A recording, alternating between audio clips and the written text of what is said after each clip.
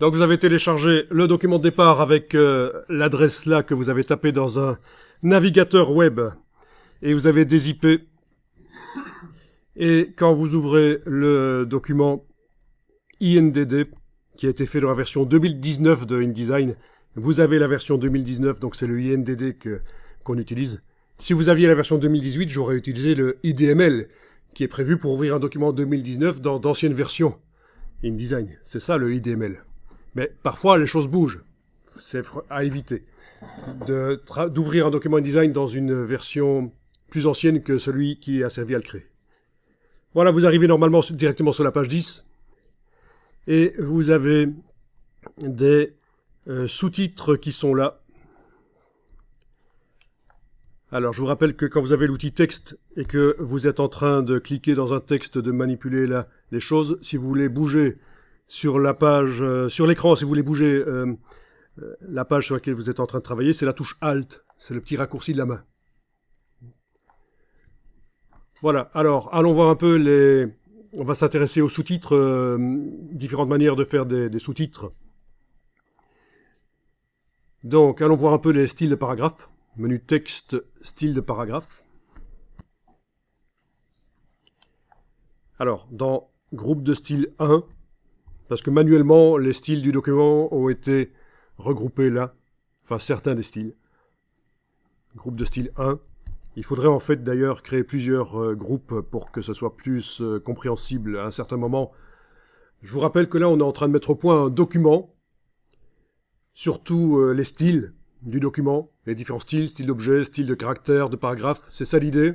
Et après, à un certain moment, quand tout sera mis au point, il faudra se débarrasser de toutes les pages et démarrer un nouveau document, mais déjà avec tous les outils qui seront prêts là, les styles. Ce sera très facile de faire un nouveau document valable visuellement. Donc ce document-ci, si on regarde les différentes pages, visuellement, il n'est peut-être pas extraordinaire. Ça ressemble pas vraiment à un document valable. Par contre, au niveau des styles utilisés, ça va. C'est le positionnement des éléments qui n'est pas génial. Donc, voilà, c'est ça l'idée. On est en train de mettre au point, un peu comme si je démarrais un magazine, je fais d'abord une charte graphique du magazine, je mets au point l'aspect des pages. Une fois que c'est défini, je suis bon pour 2-3 ans avec cette charte pour faire les magazines suivants, toujours sur le même modèle. Alors, si on clique avec l'outil texte dans un des titres, la palette des styles paragraphes nous montre que c'est titre de second niveau, version 2. Bien. Alors, ce que je vous propose de faire, c'est dupliquer ce style titre de second niveau et vous-même choisir la police de caractère, la dimension des polices, l'alignement. Est-ce que vous voulez un alignement à gauche, à droite? Est-ce que ça colle sur la gauche de la colonne, sur la droite? La couleur des titres. Donc ici, on va remarquer que le corps du texte, le texte principal, le body text, est dans une police, c'est du Adobe Garamond Pro. C'est une police avec empattement. Vous voyez, les petites pattes au bout des caractères. Et pour le titre, on a utilisé une police bâton, une police sans empattement. C'est pas interdit de contraster comme ça les polices. Les puristes diront, oui, on peut faire ça, mais il faut que les polices, les deux, aient été créées par le même typographe. On va pas pousser le bouchon jusque-là. Ici, c'est une formation d'initiation InDesign. Et si vous arrivez déjà à obtenir un document meilleur que ce qu'on a dans Word, c'est déjà extraordinaire. Et là, je pense qu'on est sans problème, déjà largement au-delà au niveau des facilités de manipulation, des images, des textes, placement texte-image. On est largement au-delà des capacités de Word. Donc voilà, l'idée c'est qu'en tant qu'infographiste, même si vous n'êtes pas metteur en page professionnel, vous aurez d'office, à mon avis, la suite Adobe sur votre ordinateur et vous aurez d'office InDesign, autant savoir l'utiliser. Et même si vous ne savez pas démarrer, faire un document au départ de zéro, utiliser un document comme celui-ci et l'adapter, c'est bien. On en voit aussi sur le web des documents InDesign, des modèles. Ok, donc vous allez avec la flèche noire cliquer à côté de tout.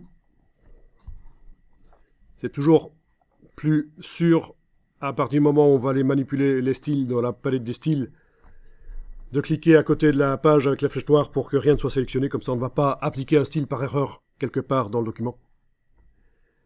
Et vous allez faire un clic droit, dupliquer un style sur le style qui s'appelle titre de second niveau version 2. Et vous avez vu qu'il y a déjà une version 3, donc là vous allez l'appeler version 4.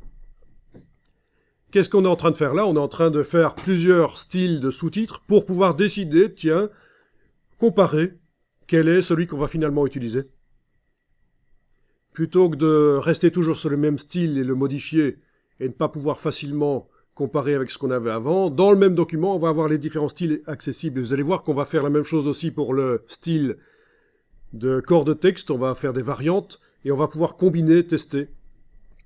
Titre de second niveau version 4, voilà. D'après aucun style, c'est très important. On ne crée pas de parentage de style. Ce style-là n'est pas l'enfant d'un autre style. Parce que sinon, si je modifie l'autre style, ça va modifier celui-ci. Il va y avoir un parentage, donc il faut bien vérifier qu'il est indiqué ici d'après aucun style. Les parentages de style, c'est très bien, mais il faut les faire quand on a envie que ça se fasse. Ok. Voilà, vous avez votre titre second niveau version 4 qui s'est mis là. On peut même le bouger dans l'empilement ici. Alors. Il ne veut pas bouger? Si, il veut bouger. Bon, j'ai dû le prendre par ici et cliquer, glisser, l'insérer en dessous du 3. Finalement, ça a été. Alors, des parentages de style, on en a dans ce document. Je vais revenir. Vous n'êtes pas obligé d'y aller, je vais juste vous montrer sur la page 6. Sur la page 6, déjà, on a 3 types de paragraphes, de style de paragraphe sur la page 6. On a celui-ci, qui s'appelle,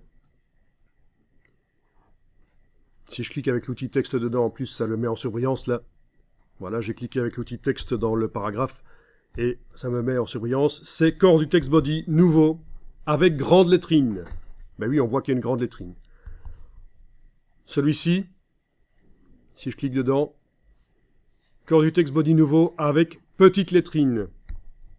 Et l'autre, qui n'a pas de lettrine, celui-là, par exemple, corps du text body nouveau.